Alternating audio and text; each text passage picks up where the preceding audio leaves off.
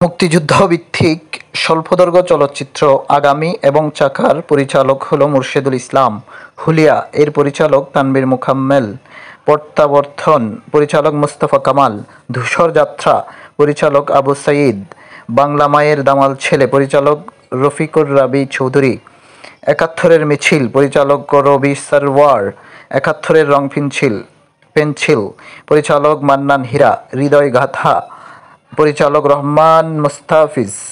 যন্ত্রণার জঠরে সূর্যোদয় পরিচালক সৈয়দ রাজাউর রহমান। মুক্তিযুদ্ধ ভিত্তিক প্রামাণ্যচিত্র যেমন স্টপ জেনোসাইড এবং এ স্টেট ইউ বর্ন পরিচালক জহির রায়হান। ১৯৭১ পরিচালক তানভীর মোকাম্মেল। দুঃসময়ের বন্ধু পরিচালক শাহরিয়ার কবির। মুক্তির গান এবং মুক্তির কথা পরিচালক তারেক মাসুদ এবং ক্যাথরিন মাসুদ। লিবারেশন ফাইটার্স পরিচালক আলমগীর কবির। ইনোসেন্ট মিলিয়ন্স পরিচালক বাবুল চৌধুরী। বঙ্গবন্ধুর রাজনৈতিক জীবন এবং বাংলাদেশের অভ্যুদয় পরিচালক সৈয়দ শাবাব আলী আরজু।